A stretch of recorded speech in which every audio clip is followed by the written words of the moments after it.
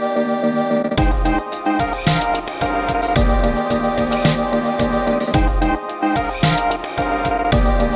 y'all, it is Valiant Watch. We're back at it. We're about to bust into some crazy stuff. Valiant 2020 news, what's coming up next month. The BLOODSHOT trailer. If you haven't seen that yet, pause, go check it out, come back. Alright, now let's get into it because we got a lot to get into, and it's going to be a good one. Yeah, definitely. So, let's dive into the news because we talked a little bit about some of the titles that they had announced last time with the new Valiant 2020 initiative, Yep. and they're not done yet. They just posted a new teaser for Ninjak, so he's definitely coming back. It's his first series since the Ninja K ended from Christos Gage and Roberto de la Torre in December of 2018. I was Yeah, definitely boy. excited to, yeah, so he's going to join Exo Manowar, Quantum and Woody, The Visitor, Shadowman, and probably more. That's all going to hit as part of the 2020 Valiant year. Yeah. And just super cool. So I was so excited to see Ninjak back. Like, ready for Yeah. that. Yeah, and you know what else is pretty awesome is that that image they shared where they've been slowly revealing the characters in it. I mean, they got like everybody in it, the dude Savage I've been talking about. They apparently they're bringing him back. Britannia might be getting another volume, but and then the news that finally Ninjak is coming back, like you said, with like Killers and Roku and all this other stuff that's going on. It's like, where have you been? Where Yeah, have it's you like the been? missing piece almost. Like no Ninjak with all of this going on. Like Exactly. And then now, all right, the boy Colin King is back. So, and then EXO getting another series with Dennis Hopeless. I'm pretty pumped about that, man. yeah, Um, I'm glad to see it making its way back into the news after it got delayed and stuff. So they haven't just shelved it and ignored it. Like it's still in the works, and I'm glad it's happening because I know there's so many fans looking for that one. for real. And then like you said, Quantum and Woody, you know, uh, never hurts to have a little bit of humor thrown in there. So that's definitely something that's going to be pretty cool. 2020 is looking like a big year. Just this month, like, is looking nuts already. What's coming up next? Give a Yeah, little bit definitely. on So that. October was pretty great. I mean, we have Roku One that we're going to be talking about soon, but looking into November, they're definitely not done with this year yet. We have Ride Number One coming from Dan Abnett and Juan Jose. Yeah, Yeah, like that's he's I a three believe that's spinning solo. out of the Fallen World series that he did, and we're going to be getting the trade paperback to that also this November. So those kind of looking for those trades that'll finally be hitting. And as far as the current series that we're going to be getting in November, we got Roku number 2, Bloodshot number 3, Doctor Mirage number 4. Killers is going to wrap up with issue number 5, and Psi-Lords number 6 is going to drop, and then Livewire number 12 is apparently going to wrap up the series with that one. And Yeah, and that one's bittersweet, but yeah, I'm pretty excited for it. And it's even with Killers, like it's like, oh, I'm not ready for it to end, but at the same time, with all the crazy that's been building up, undeniable that that's going to be a banger when it comes out. yeah, definitely. It's interesting. Like we're getting Roku number 1 and Rye number 1, but we're also saying bye to Killers and Livewire. So, like you Yeah, said, it's definitely bittersweet. But Valiant keeps you on that roll where just as one thing's ending, you're excited for the next thing to drop. exactly. They're just running like a well-oiled machine. Not missing a beat on that, and it's amazing. I love it. Yeah. If you're new to Valiant, like if it's your first time hearing anything about Valiant, this is a perfect time to dive into what's already, the most, for lack of a better phrase, noob friendly universe out there. Um, I don't know, like words fail me right now because it's just an extremely exciting time to be a Valiant fan. Yeah, it really is. And the way it's described is it's the only universe that's designed from the ground up to be connected like this. But also, Mhm. when you start talking to the fans, you find out that all of these series act as great jumping on points and they almost work within themselves. So it doesn't feel like it's a chore to dive into the universe. You just like pick your spots, and then everything leads into this connected universe, and it works so well. Yeah. And like that's part of what gets you excited, because once you come into it, then you see what they're doing and bringing these new series in and having a few ongoings to kind of keep you on board. And then you have these mini series like Roku and Dr. Mirage that are just coming and going and just really may not be great on your bank account, but they're so great to read. Yeah.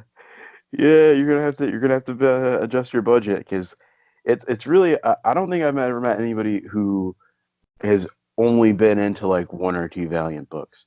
And then Yeah, even if you are like say like all right like well like Exo Manowar is like my main thing, like I'm not really big on Conan and Woody or Faith or whatever, yeah, you're gonna go all in on that. So yeah. uh, that, It really is. It's just just like a matter prepare. of time. Yeah, like I started that. I was like, I'm really into Ninjak and maybe some Bloodshot, and Hmm. then like give it a month, and then it's everything. You're buying as much as you can find. It's dangerous storytelling. It's so good though. It really is, and it's like, and the best thing about it is it's hard to for any kind of company to have so many titles that are starkly diverse from each other. Like yeah, there's a little bit of overlap when it's something like Killers and Roku and Ninjak, but Mhm. even with those three stories being like martial arts centered, espionage type tales, you're still getting like three completely different flavors of ice cream with that. You know what I'm saying? And then you look at something like XO or Psi-Lords, which I'm super excited to talk about that Yeah, here in a minute. But when you look at all these different pieces of the puzzle, it's just like beautiful how well they can take all of these things from all these different people doing, kind of their own thing, but at the same time, they're still in step, like just in the same rhythm with each other. yeah, It's just like Valiant's the band, but like Lord's the bass, and then Quantum and Woody's like playing keyboards in the background, but they're all still like they're still yeah. all together. Yeah. It's amazing. It really is. Yeah, it's great to fall into and to see just how great that their storytelling ability is, because that's ultimately what it comes down to. Is this is a story part of the Valiant universe that you just want to be a part of. And that appeal, I think, is a great segue for the next bit of news and really exploding this fandom into something that is bigger than anything it's been before.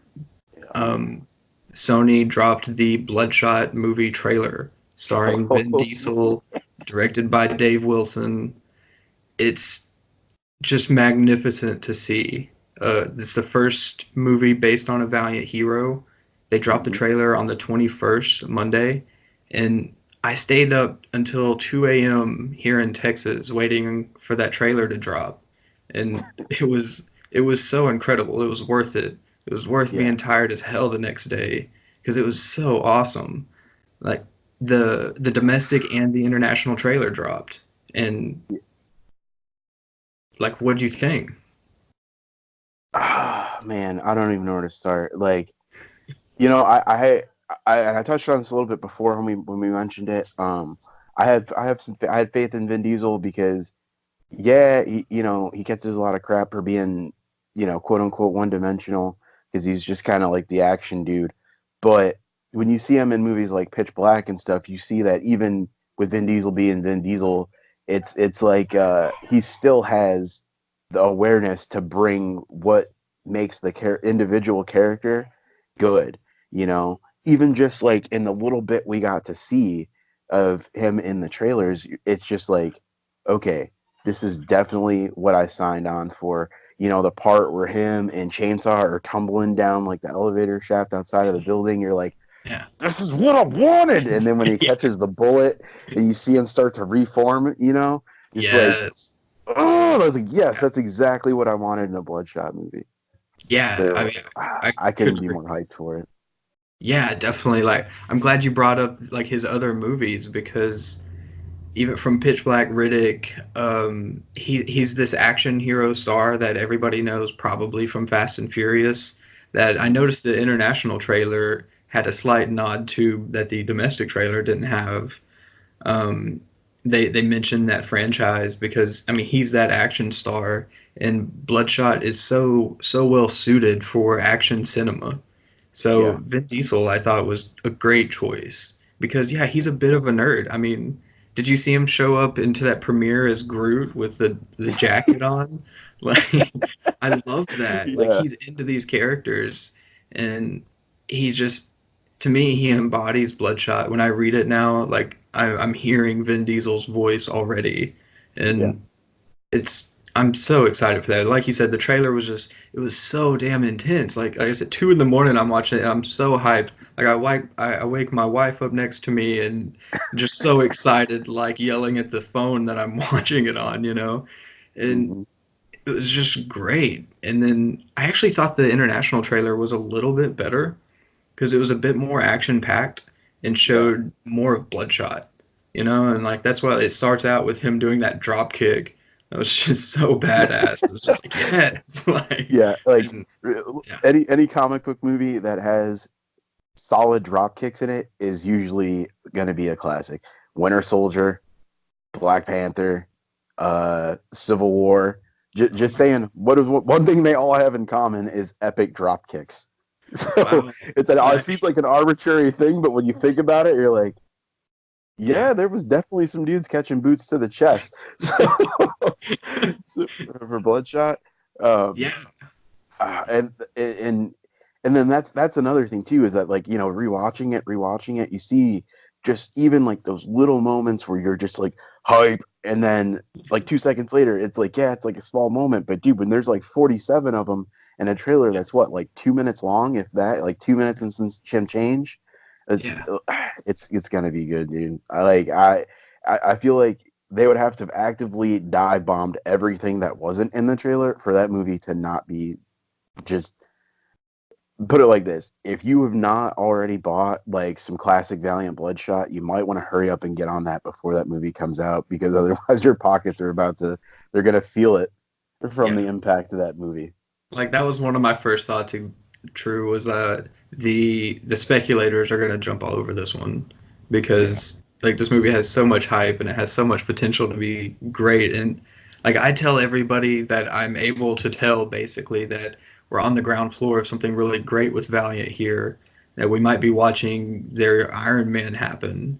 Like this is the start to Exactly. their not just their universe cinematically, but this mass exposure where now Valiant's a household name and everybody knows characters like Bloodshot and Ninjak and the Eternal Warrior and Faith. Yeah. And like that's what we're on the ground floor of.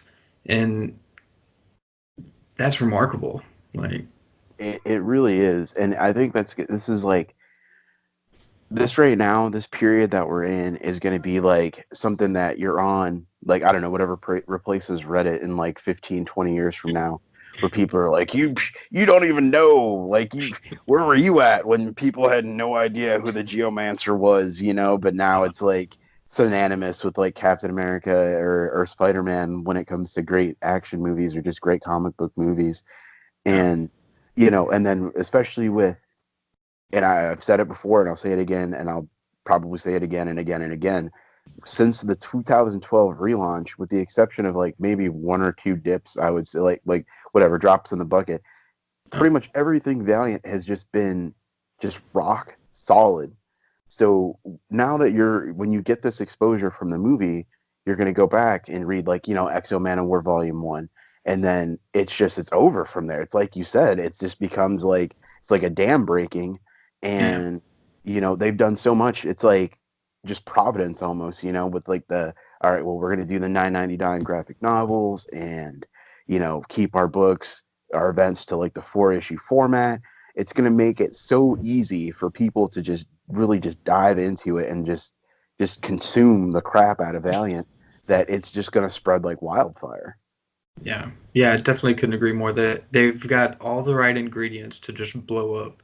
And it's awesome as a fan because they definitely care about you and you get that feeling from how they treat you, at least like you said with the 9.99 trades, their release schedule that is enough to keep you on board like on a weekly basis, but it doesn't make you go broke. Like they know, they Yeah. understand these needs, you know, and Mhm. to finally see the characters blow up like this. I know people are worried about the rights of Harbinger being sold, I believe, to Paramount, and what that means for a connected universe because the comics are so grounded in that connected universe and it's such a fundamental aspect of it that people are just worried about that. But after Bloodshot, the trailer, I'm not really that worried.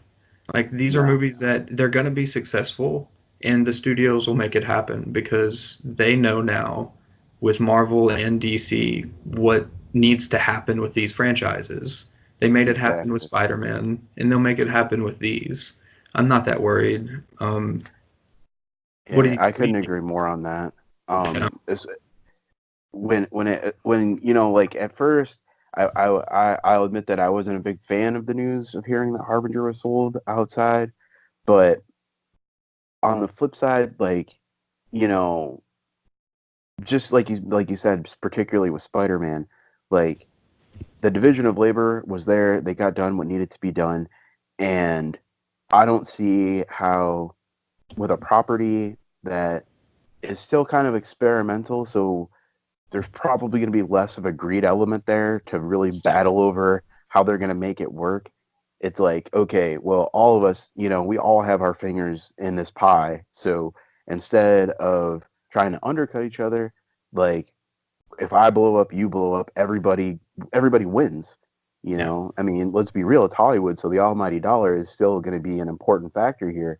So in this instance, the smartest thing for them to do for, to line their pockets would be to bring the movies to people the way they expect them instead of just trying to Grinch, their portion, because then they're going to fail and end up with like, Dark Phoenix, and Mm. we don't want that. I think it's interesting to know, like, not just to use Spider-Man as an example, but Mhm. Sony in particular. This is not just the character that has made this transfer, but the company that has facilitated it as well. So Exactly. it's it's not something that I'm that worried about right now because Bloodshot just looks absolutely amazing, and I think those are just going to shatter everybody's expectations, and everything will fall into place from there. Yeah. And that's, I mean, I couldn't agree more, to be completely honest with you on that. Sony, they've had a hard road when it comes to dealing with Spider-Man. Original trilogy, uh, didn't end on a great note. Amazing Spider-Man had its, but it's like they've like, okay, we've refined the blueprint, let's make it happen. And now they have something where they're more in the driver's seat, and I can't see them taking the lessons that they've learned and not applying them to make the Valiant universe something amazing in cinematic form. Absolutely, couldn't agree more. All right, so up next, we're gonna do, we see Roku. Yeah, let's do Roku because we could talk about Bloodshot all night. Okay, yeah, let's get onto Roku. So how did you feel about our new outing from the premier ginger assassin in the Valiant universe? Yeah, definitely. So we've got Roku number one that was written by Cullen Bunn with art by Ramon F. Box, colors by Stefan Petro. Sorry if I butchered your name, and letters by Dave Sharp. And this one, like I said, was super hyped for this because Ninjak is my boy. I'm real excited for that, and I know this is coming out of it. Um, I was wondering how deadly it would be and how much violence there would be because we really haven't seen all that much lately from some of Yeah. their stuff. And Roku started with all the violence you could want. So Yeah. I was like, okay, we're diving right into it. And I was so excited to see it because you go into this club and she's just there to do her job. They're talking about how everybody feels safe because the music is there and everybody's surrounded by people. And Hmm. she's just there to kill and maim and destroy these people. And she shows up and leaves the place a just total wreck. And I was I was just like, oh my gosh, like it starts out so quick. It just throws you right into all of this action and the way the artist pulled off doing her hair, I noticed in the interview before it dropped, he was so excited to draw her hair. And Yeah. like you noticed that right off the bat, right? Like Yeah, like that's one of the like when it comes to those kind of characters, like like your Medusa or Spider Girl from like the old school Legion of superheroes comics, they tend to be kind of goofy. Like I mean, don't get me wrong, I love Inhumans, I love Medusa, but there's a very bold need to suspend disbelief that this woman is this hardcore just with their hair. But then you see Roku and there's like a wave of guys running at her and it's like schwink, like just sniper bullets of hair just taking them out like so seamlessly. And it's just like it just feels so organic that you're just like, yeah, that's exactly how that would go if you ran up on somebody with steel like hair that is just trained to be an absolute weapon. And I love that they took the exposition it's not heavy, it's not super wordy, but even just like the small blurbs that Colin Bunn puts in are so poignant that he makes just like like you were saying where it talks about everybody feeling safe. I mean, if you wrote that down on a sheet of paper, that would barely be 2 paragraphs, you know, but it just gets you right where you need to go, and it's just like the perfect blend of like stoic to the point, like seriousness, but it's also like fun action, and it's just like the perfect blend for the character, because she's super deadly, but she's also, cavalier, not to the arrogance to a fault, but she knows she's a bad chick, and she's not shy about it. So it's just like the mood is perfect, the action is perfect. It's like over the top violence without being cartoony or ham fisted. It's just so tightly done that like it's you would think that Colin Bunn's been writing Roku stuff forever if you just picked that issue up and you didn't know it was a number one. yeah, absolutely. Like there's such a voice, such a distinct voice with the series already. Like right off the bat, it has such originality to it that it feels like, excuse me, Colin Bunn has just tapped into something with the character. And you're not lying with how violent that hair is. Like there are literal panels of her shoving that hair through guys' necks and lifting them up and throwing them, strangling them. Like it's crazy. And Yeah, like as we move towards the end of the club after what feels like a massacre, it slows down a bit. You fall into this what seems like a routine for her where she's doing her job and she's going out and killing these people, and she really does lack a sense of morality. yeah. Like all of these people are just objects almost, like tools to her, and she's moving these pieces to get what she needs. And deaths are just a part of that. Hmm. So, like you're moving through these motions, and it's so violent and it's such a gory spectacle that as a reader, you're just like, oh my gosh. And she's just going through it. Like it's not much to her. So they Hmm. send her to, I believe, Moscow, so that she's on another Yeah, mission, and she's back to killing people. Like she shoves her hair up through this guy's jaw, and you see it going through his mouth. Reminded me of the Punisher, stuff like that. It was just yeah. over the Just top gritty, cool. like Garth Ennis style, Yeah, just raunchy. Yeah, yeah, definitely. And they're able to pull that off with Valiant's kind of trademark sense of taking these characters so serious, but not too serious. And hmm, I thought the art lended itself really well to that because, there's all this death and violent over the top action going on. Like you said, the dialogue helps kind of ground that and helps make it more approachable and digestible. So it's hmm. not just, repeated death panel after panel. And I thought that worked really well. And the artwork kind of sold that, I thought. Uh, Yeah, definitely. so she's in Moscow doing this mission, and oh my gosh, like she runs into this other badass. And there's a panel in there where she slips and says her name. And that's when things change for this character because all of a sudden there's a sense of humanity just injected with a name. where it Mm-hmm. was just like this assassin that was a ruthless killer, and that was what you were going to get. Now there's this whole background that he opens up, that Colin opens up with just introducing this name. And I thought that was a cool twist because it sets up the cliffhanger at the end really, really well when she comes in on what the package was supposed to be. Like, how did Yeah. you whenever you got to that page?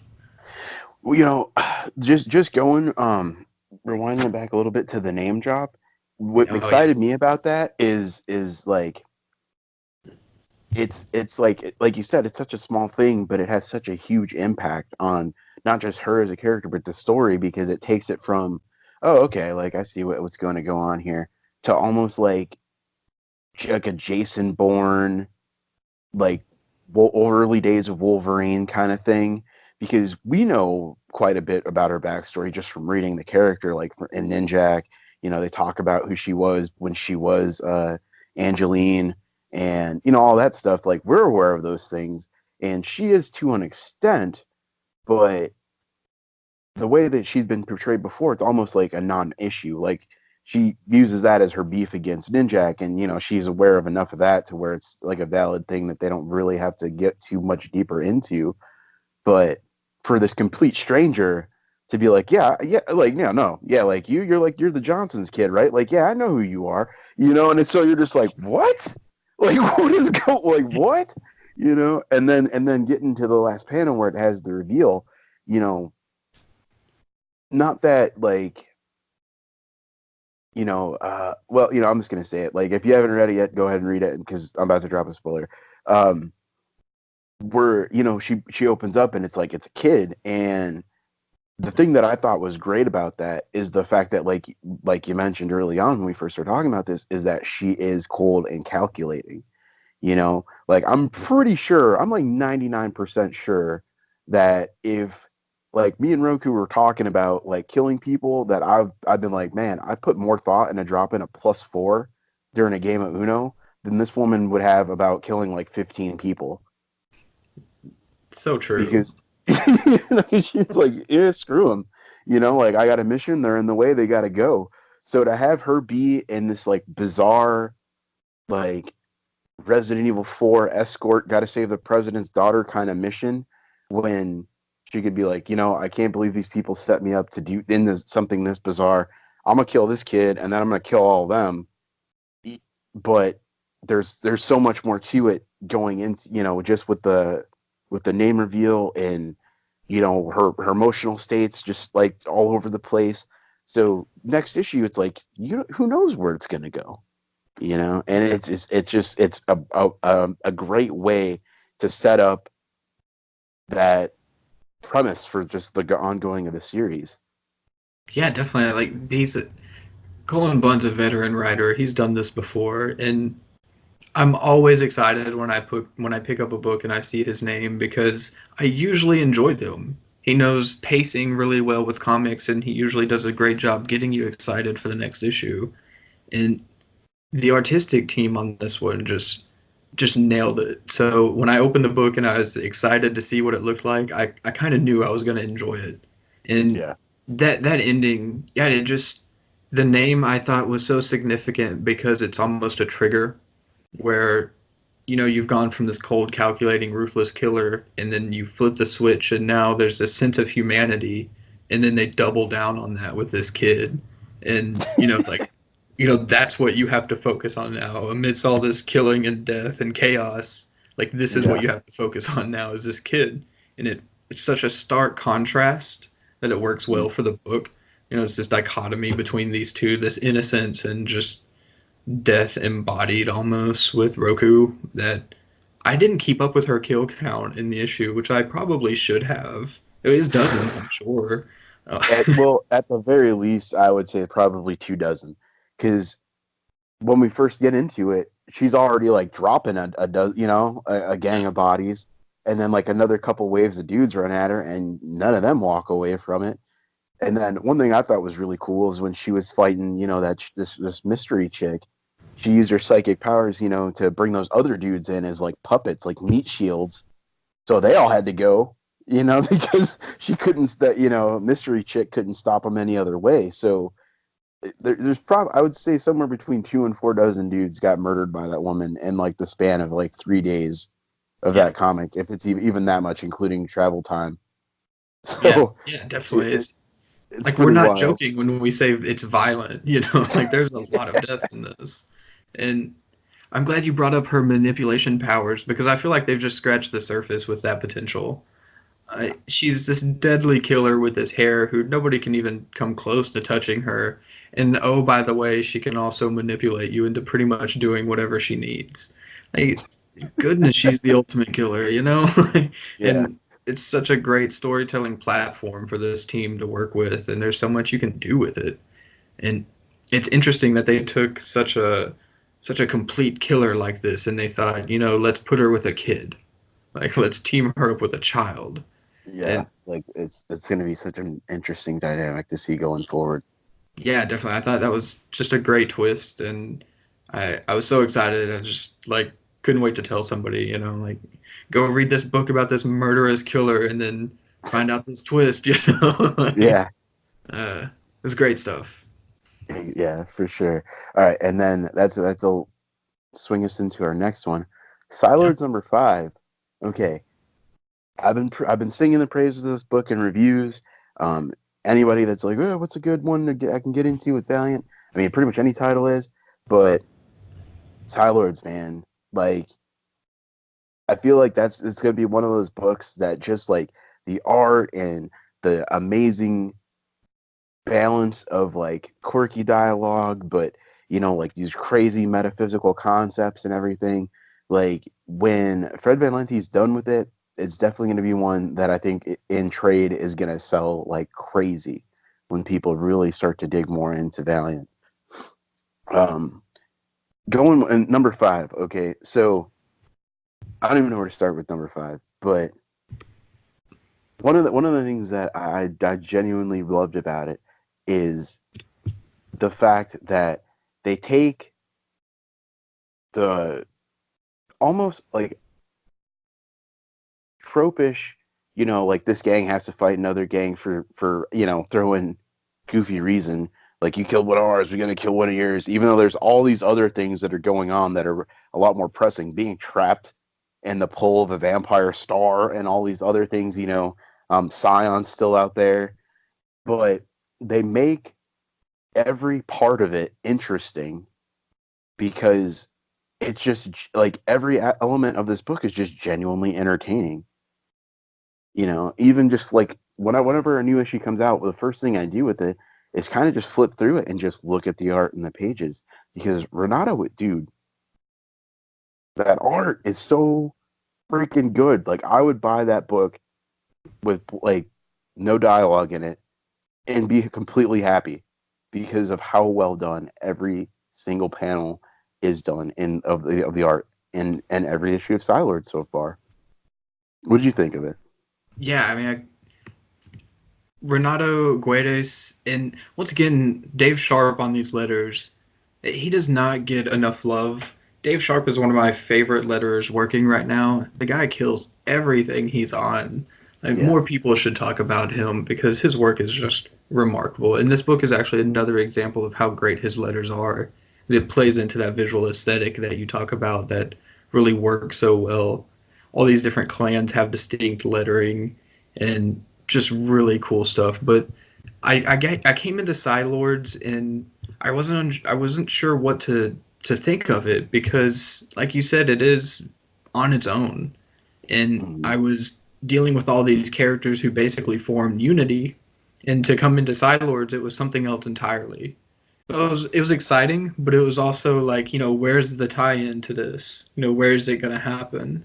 And I start reading it, and it feels like Star Trek meets Green Lantern in the best of ways. Because there's this, you know, it's a complex sci-fi story, but the action and the visuals lend itself towards this Green Lantern style. Mhm. And Definitely. so, like, as we build up through the first arc with the Scion triplets, which was a twist that just kept twisting, if that makes sense. Because the first one happens and you're like, oh goodness, they're twins, and then they come across the third one, and it's the picture, and there's the dead body, and you're like, what? Yeah, Just great stuff. Like that's sci-fi stuff that I'm looking for.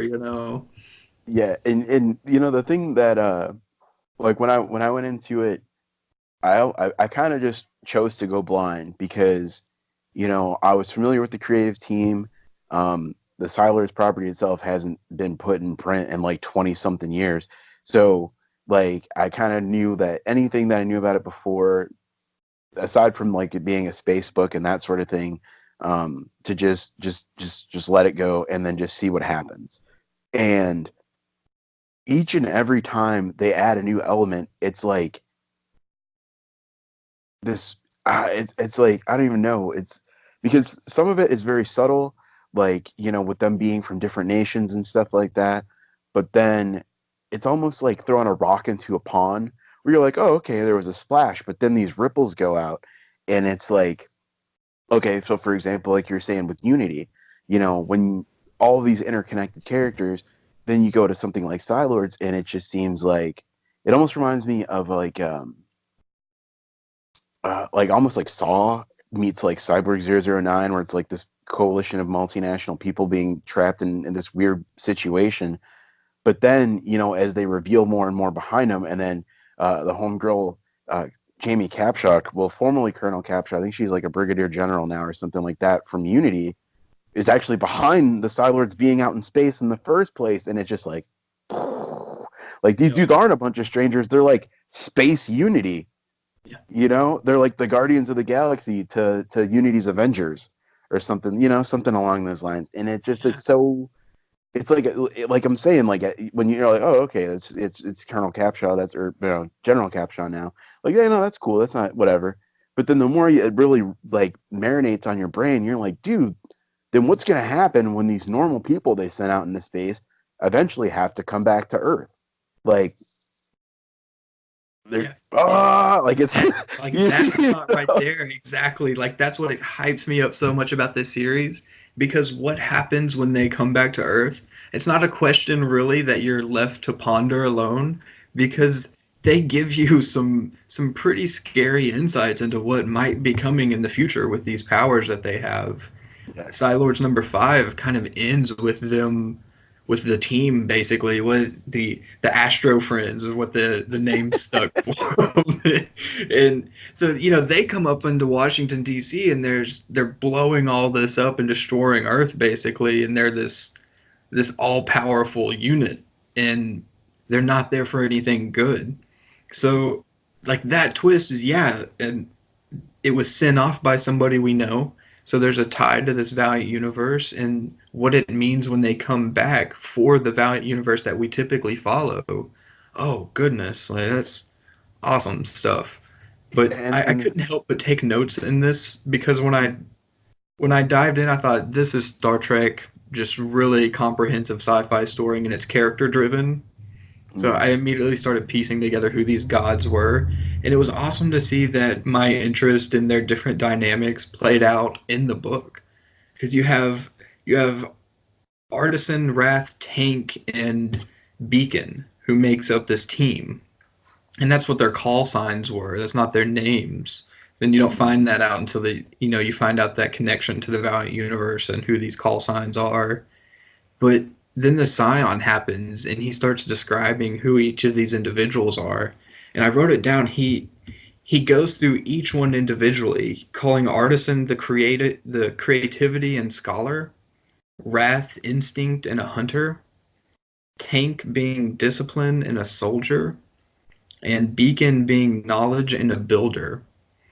So you have their personality aspects, the verbal declarations of who these characters are, and then you have the visual manifestations of their powers and how they're able to execute their abilities and to fight.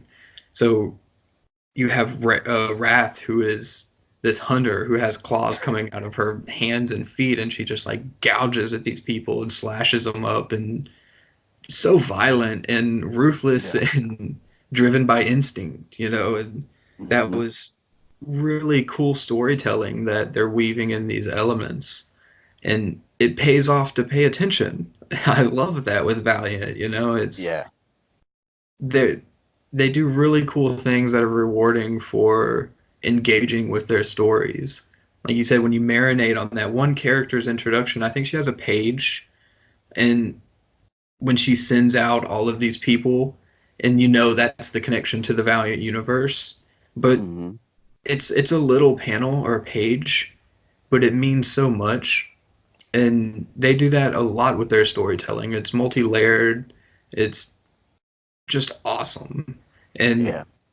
Psi-Lords was kind of another example of this. I was not quite as sold on the concept going in, so I was a little wary.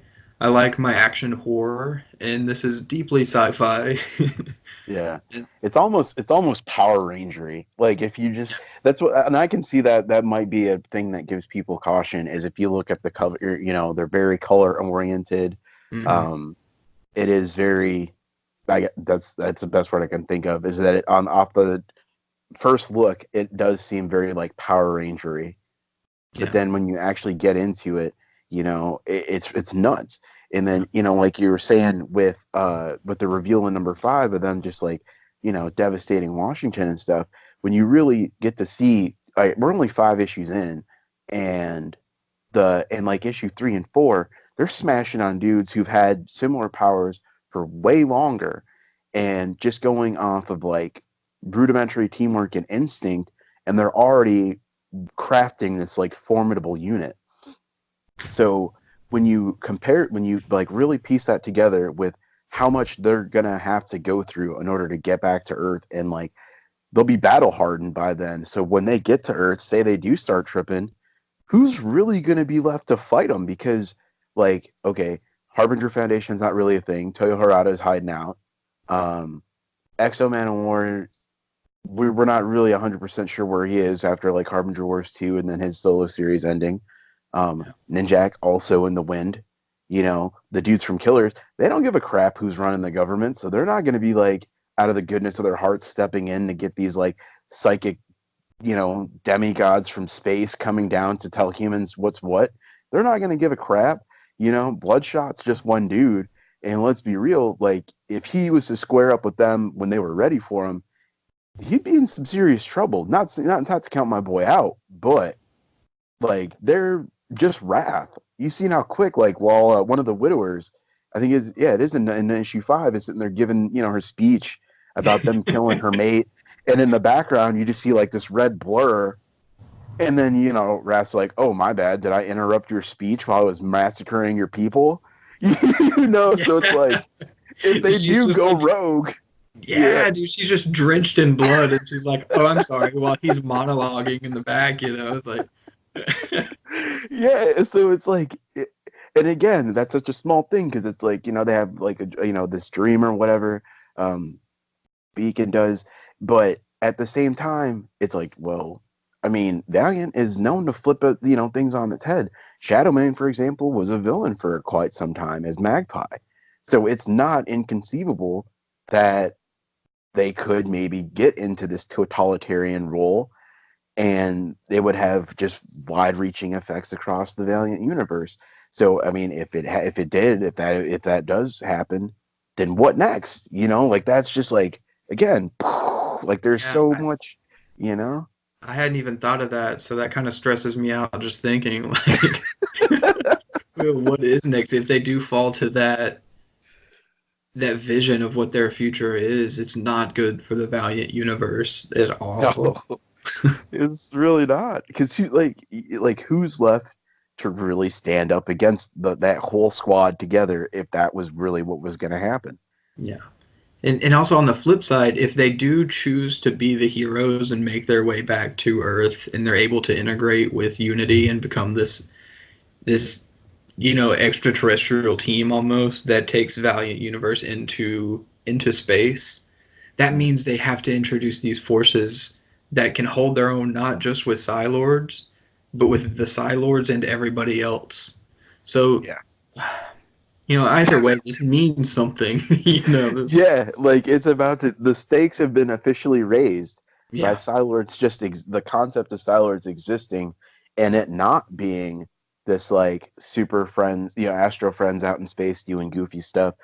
Like they are a part of the core of the universe. So with them being just literally just existing, it means there's going to be far-reaching consequences for the totality of Valiant in some way, shape, or form.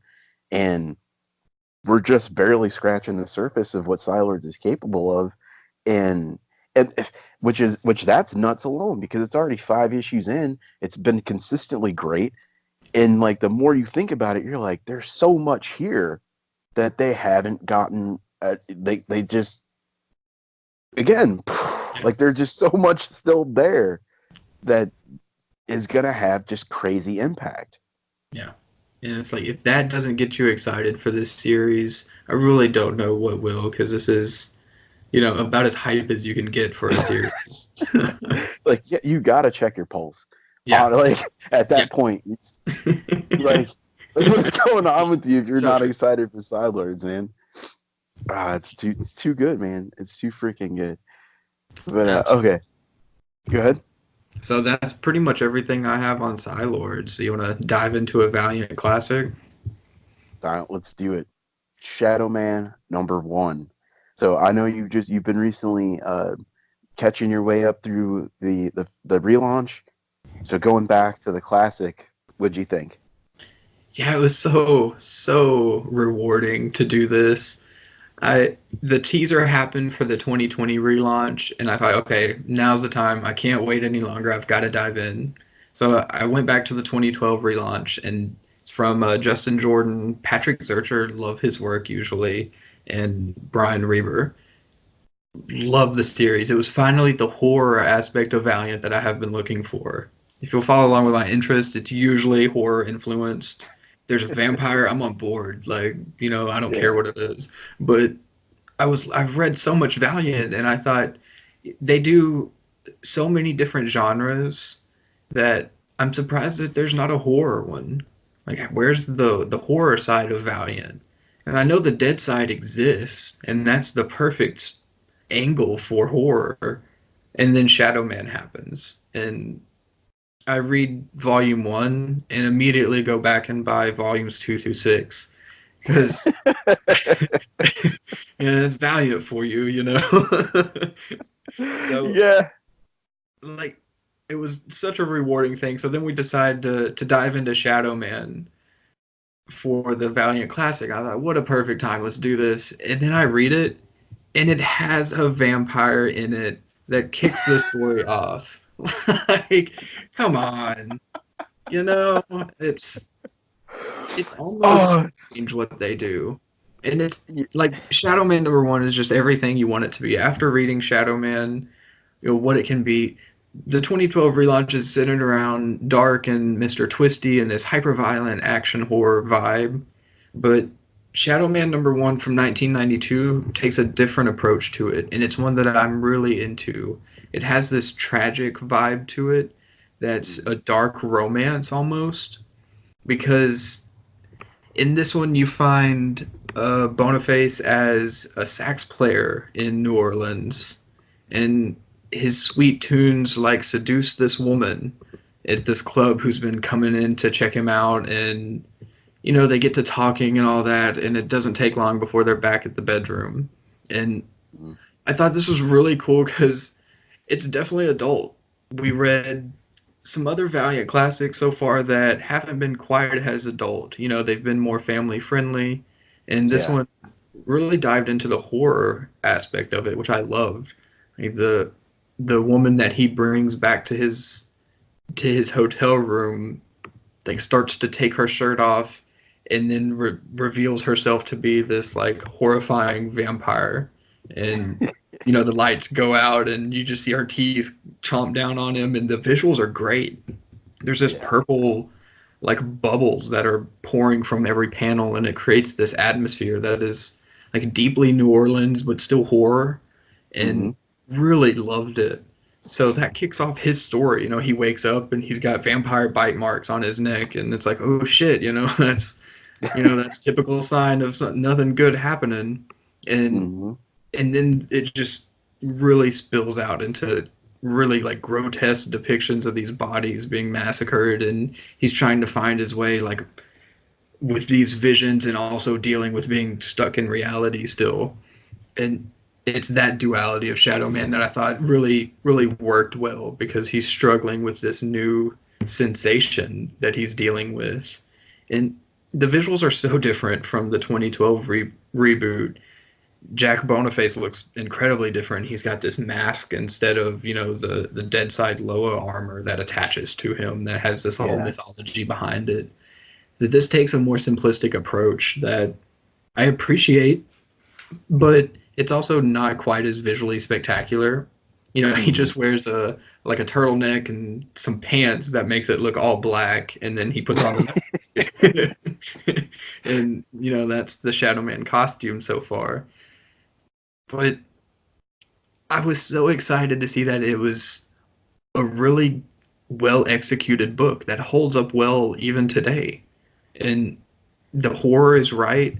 Some of the dialogue is, a little subpar, but other than that, like, you could give this book to somebody now and it's still a great book to read.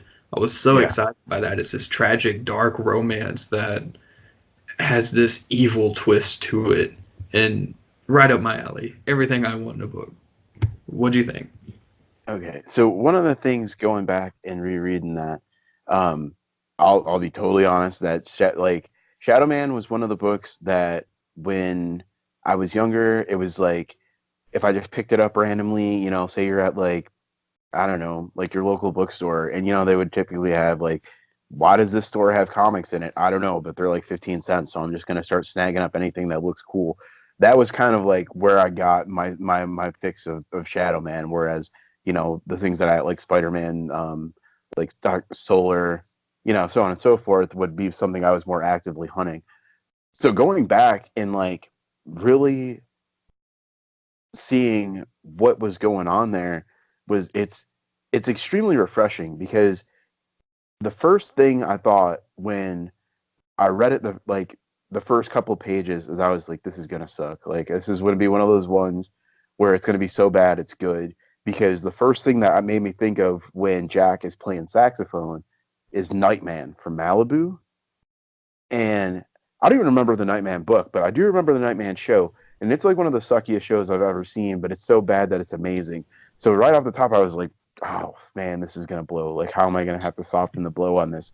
But then as it goes on, like Jack being this like not mopey, but he's got like that melancholy kind of edge to him, like Smashing Pumpkins before they got pretentious, kind of, like he's just got like this unique vibe Hmm. of like just psychological darkness, and it blends itself to the story so freaking well. Like there's not necessarily single elements of Shadow Man #1 that are aside from the art. The art just fantastic from start to finish, but everything about it together is like just this awesome. It's like literally listening to like listening to like a really amazing jazz song, like a dark tone, really good song.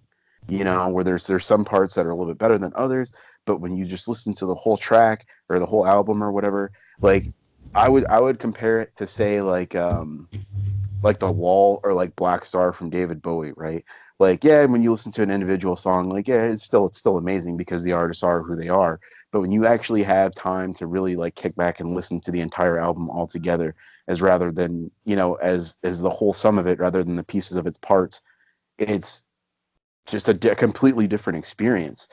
And somehow they take like these simplistic but like almost goofy elements, like him finding the mask in the street, and him wearing just regular clothes, just black clothes, and it adds itself so well to making this simple to digest, but like really dug deep in like good horror vibe. Like when, okay, for example, like how you're talking about the art when Senorita Succubus starts to go in on Jack, like, and then the bubbles and everything pop up. It it like almost like raises your anxiety, like you're watching like a good horror movie, you know, because you're like, what the crap? Like that just took a turn so quick. Like you kind of know something weird's gonna happen because it's comics. But then, you know, when he wakes up and he finds all the bodies, and then, you know, he's like, okay, I got to get out of here. This is ridiculous. And then he runs up on dude with like the straight up Incan costume that's like just murdering tourists in their hotel room, and you're just like, what the like, what, dude, Yeah. what? But that's what makes it so good, you know. It's like just a surprise guitar solo or something in the middle of a great jazz song, or appropriately, I guess, like a sax solo. But it makes but it makes it so good because that's like from a '90s horror book. That's the kind of like left field hooks that you want, and just it makes you want to keep reading it because it doesn't just it's simple, but it's not like 2 + 2 = 4. You know what I mean? Like you want to by the end of the issue, you're like, okay, well that was really good, but I have a ton of questions that I need answered. So I'm gonna go ahead and crack open number 2. And you know what I mean? Like it draws you into not just who Jack is as a character, but like the whole element of like the Valiant version of New Orleans and how they do, you know, mysticism and occultism and like you were saying with the larger Valiant universe, yeah, every now and then outside of Shadowman, you know, with like say like Dr. Mirage and her, you know, earlier books or the Dream Side mini that Faith was in, like they'll dip into the dead side every now and again, but it doesn't have that like just like really almost like I remember what it was like when I was a kid and I would freak out if my foot got off the bed kind of horror. You know what Yeah. I mean? Like Yeah. that's like Shadowman encapsulates that so well for the Valiant universe, and it's just great to read, you know, the original number 1 and see that even though they're completely two different characters in both versions, that they went a completely different way with it, but still did it equally amazing in both versions of the character. You Yeah. know, it just shows you how much they really love even like the old days and the new days, like how much the teams behind these books genuinely love what they're doing. Yeah, I mean, I couldn't agree more, really. And to speak more to that, this is a Jim Shooter era book, so this came at a pretty special and well-known time for Valiant. Before a lot of these transitions started happening, but also attached with writer Steve Englehart. You had penciler David Lapham, inker Joe Rubinstein, and colorist Jorge Gonzalez, who I believe deserves the special praise on this book with the colors, because that's what sold the Vampire Bite for me. That's who sells the violence of this like Incan or Mayan murderer that he stumbles upon. But ultimately this book comes down to a scene where Jack is going up these stairs and he's like, it must lead to the attic. And there's a few panels at the end of the page of just darkness of him creeping up these stairs, and what he finds in the attic is just this like horrendous display of death and like corpses strung up by their muscles and their intestines leaking. It's just grotesque stuff. This is the book for me. Like, this is Shadowman is for me, and I love it. Yeah. And then I'm glad that you mentioned that about this the colorists in general, because it's not very often that you really see a book where a colorist shines so well that it's like this is why colorists and inkers and everybody that's a part of the creative team, not just, you know, the pencilers, need to get credit when they do amazing work. Because that same book, if it had been done with pretty much like any other color palette or any other color scheme, it realistically it wouldn't have been done as well. But he does each part like, okay, like the Incan dude, he's unusually bright for the rest of the Yeah. book, Yeah. but somehow that makes him more terrifying because he just like he stands out, and you're just like, it's like mind boggling. Like it's like, you know what I'm saying? It's like you walk into, you just walk into your house, you know, like normal day after work, kick your shoes off, and before you look up, you just get punched in the face because you're just like, what the, like, what just happened, you Yeah. know? And then with the attic scene, you know, it's super easy to just phone it in when you're just drawing bodies and just whatever, like just call it, have the inker just go heavy with some darks and then call it a day. But Yeah. just there's like the subtle nuances to it that like encapsulate but also put emphasis on like just how crazy it is for Jack, you know, because he's going from everything's in like this black purple swirl, like what the heck is going on? I'm losing my grasp on freaking reality. And then okay, everything's semi-normal again. But then he's like, okay, but you know, I'm feeling this draw, this like, you know, that hunger that makes him Shadow Man. And then boom, like there's just this other just visually disturbing, jarring experience, not just for him but for the reader as well, because you know you're going to see something crazy, but you don't necessarily expect it to be like that, like in your face without being hokey, Yeah. you know. And so it's just like you can only do that when everybody on the creative team is like on their A game. So definitely some A+ colorist work done in Shadowman #1. Yeah, and just all across the board, like you said, just this is a creative team that was on fire, and it's still great to read going back after all these years. Like it holds up, so you got to check it out. For sure. All right. So with that being said, we're gonna wrap it up for this edition of Valiant Watch. Catch you guys next time. Nick, you got anything for the people? Yeah, you can check us out wherever finer podcasts are held. We're on Facebook, Twitter, kicking off Instagram. Check us out and stay valiant. Peace.